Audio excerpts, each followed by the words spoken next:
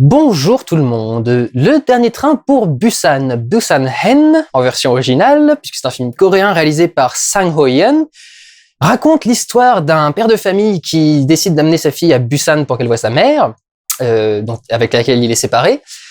Et manque de bol, ou plutôt coup de bol, pile au moment où il rentre dans le train, une épidémie de zombies commence à infecter le pays, plus ou moins aidé par le gouvernement. Enfin, j'ai eu du mal à cerner ce passage-là du film, mais vous m'en direz peut-être plus.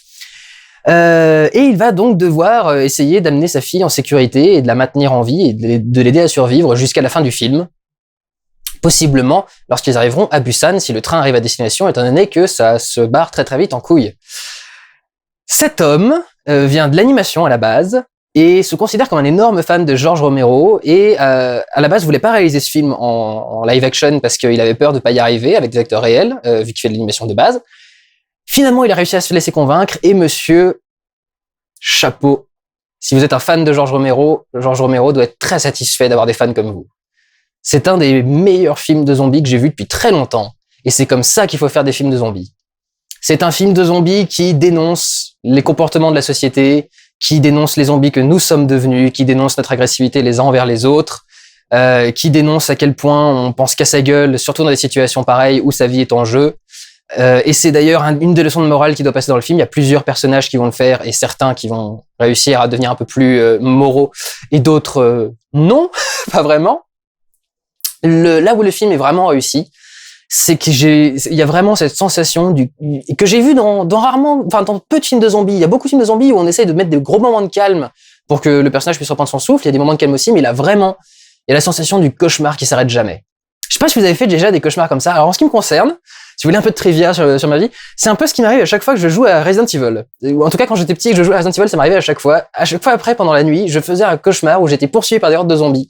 Mais vraiment, la sensation de cauchemar, vous savez, c'est que vous commencez à enfermer dans votre chambre, vous les entendez taper à la porte, et puis quand ils arrivent à défoncer la porte, vous êtes sur le toit, mais quand vous êtes sur le toit, ils vous repèrent, donc ils commencent à prendre la fenêtre, comme c'est des zombies, ils tombent, mais ils arrivent quand même à vous poursuivre, donc vous courez sur les toits, vous commencez à descendre par une gouttière, mais quand vous descendez par la gouttière en bas, vous vous rendez compte qu'il y a un attroupement de zombies, donc vous essayez de remonter, et quand vous remontez, il y en a d'autres qui sont en haut qui vous attendent et qui se mettent à tomber entre temps, et puis vous êtes bloqué au milieu, mais à côté, il y a une fenêtre, et à un moment, elle explose, et il y a un zombie qui essaie de vous accrocher. Vous voyez ce sentiment de cauchemar? Ce film est vraiment comme ça. Ils arrivent vraiment à faire en sorte que les zombies n'arrêtent pas, et ils arrivent de partout, et ils arrivent pas d'avancer, et ils sont toujours là, et ça marche vraiment très bien. Le film aménage des moments très précis de semi-tension, c'est-à-dire que on sait qu'ils sont en sécurité, mais pas vraiment, parce qu'ils sont juste dans un train qui est un espace confiné et donc extrêmement dangereux. Alors même si le film s'autorise à sortir de son huis clos pendant plusieurs moments, mais ça se déroule principalement dans le train, et donc forcément la sécurité est toute relative vu que les portes peuvent très bien péter à un moment ou à un autre.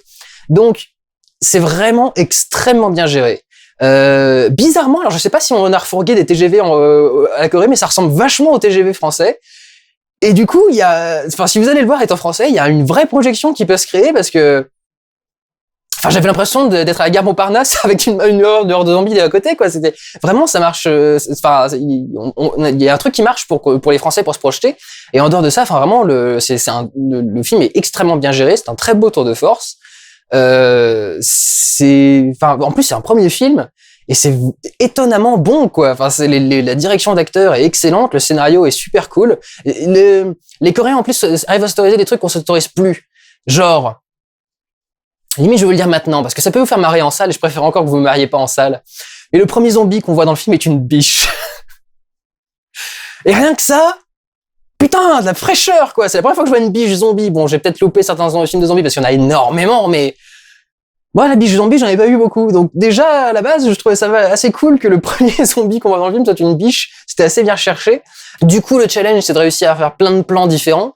Et il va réussir à le faire parce qu'évidemment, le train n'est pas un vrai train. Ils ont fait un train de studio. Donc, ils peuvent retirer des parois à certains moments et faire des plans intéressants. Parce que par exemple, il y a un moment où vous êtes dans les chiottes, vous savez à quoi ça ressemble, les chiottes des TGV. Pour réussir à mettre une caméra en face d'un mec et pour que la caméra fasse un déplacement comme ça pour faire un panoramique rotatif, un travelling rotatif plutôt, autour du personnage, d'un miroir à l'autre, dans une pièce qui fait ça de large, vraiment. C'est évidemment que c'est des murs amovibles et des machins, mais c'est extrêmement bien fait. Vous ne serez pas, vous verrez jamais le trucage. C'est le principe du cinéma. On a toujours tourné en studio et on a toujours caché que c'était le cas. Mais là, vraiment, c'est c'est utilisé de très très bonne façon. Il y a des plans magnifiques. Il y a un plan avec les zombies qui sont en train de bouffer des gens dans les wagons. Et le plan est alors là où on serait de l'extérieur du train, à côté du fauteuil, en bas du fauteuil, qui serait le plus à côté de la fenêtre. Est-ce que je me fais comprendre? Le train est comme ça, le fauteuil est là, du coup, et la caméra serait là, et elle est en train de filmer par ici tous les zombies qui sont dans l'allée, en train de se faire, de se faire les vivants, etc. Et c'est au ralenti, et c'est très très beau. C'est à la fois de l'horreur et de la poésie, et quelque chose de très humain aussi, et de très profond. La relation entre le père et sa fille est vraiment adorable, et vraiment très cool. La rédemption du mec aussi, parce que c'est intéressant, il a beaucoup à voir avec le problème. Donc ça marche très très bien. Et il y a toute une dénonciation, en plus de la dénonciation des gens en général, du consumérisme, des entreprises qui n'en ont un peu rien à foutre. Et alors il y a ce passage sur lequel il faudrait que vous m'aidiez, parce que moi j'ai compris que le gouvernement encourageait presque la propagation du virus. Il y a un plan où on voit qui a l'air pris par quelqu'un qui est avec un iPhone en train de filmer un pote en train de faire du skate.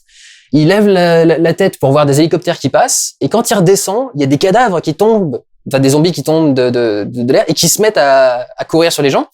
Et j'arrive pas à savoir si c'est un hélico qui a eu des problèmes et qui a essayé de se débarrasser des zombies en les jetant par le truc, ou si, enfin, véritablement, le gouvernement balance des zombies sur tout le monde pour en fait se débarrasser presque de sa propre population.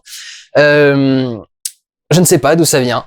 Mais du coup, c'est plutôt intéressant comme truc, et j'aimerais que quelqu'un me dise, est-ce que je suis sur la bonne voie en pensant que le gouvernement a quelque chose à voir là-dedans, parce que ça me semble être un des discours du film, parce que le gouvernement, en même temps que ces images sont présentées, le gouvernement fait le discours le moins alarmiste du monde, genre mais non, il n'y a aucun problème, sortez de chez vous, il y a aucun souci, si vous voyez des gens avec un peu de sang, dites-leur bonjour. Ils sont vraiment presque comme ça, donc je pense qu'il y a aussi un peu de ça dans la critique du film. Ce qui est intéressant avec ce cinéma, c'est que le cinéma coréen, c'est que souvent il est beaucoup plus coloré que le nôtre. Et le cinéma asiatique en général est beaucoup plus coloré que le nôtre. Quand ils étalonnent les images, ils mettent beaucoup plus de saturation. Et du coup, les couleurs sont toujours beaucoup plus pétantes. Les soleils sont toujours beaucoup plus jaunes et dorés. Enfin, un truc qu'on fait aussi un peu en Europe, mais c'est beaucoup plus rare. Et c'est bizarre, sur les films asiatiques, c'est presque systématique. En tout cas, c'est presque tous ceux que j'ai eus. Quoique, non, il y en avait quelques-uns avec des ambiances un peu Dark Knight.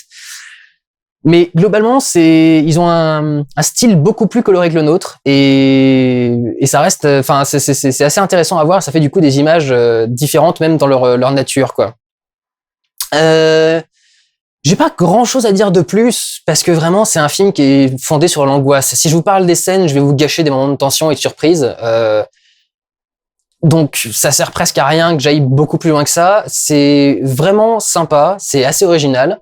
On reste effectivement dans le train de A à Z. Enfin, on suit en tout cas les passagers du train de A à Z, même si on reste pas toujours dans le train.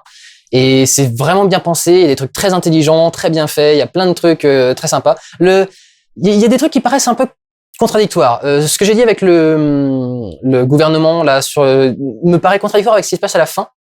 Et sur les zombies, il y a un truc étrange, c'est que dès qu'ils voient les humains, ils les attaquent, mais dès qu'ils sont dans le noir, ils voient plus rien. Et c'est un peu étrange. Je crois qu'en fait, l'idée, c'est qu'ils ont une très mauvaise vision.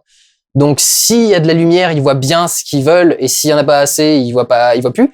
Mais quand même, à certains passages, je trouve que c'est un peu trop exagéré à certains moments. Après, c'est peut-être un truc typique au cinéma coréen, une façon de raconter les films, ou un truc que eux s'autorisent plus que nous, ou quelque chose que j'ai mal lu. Mais ça me paraît un peu étrange.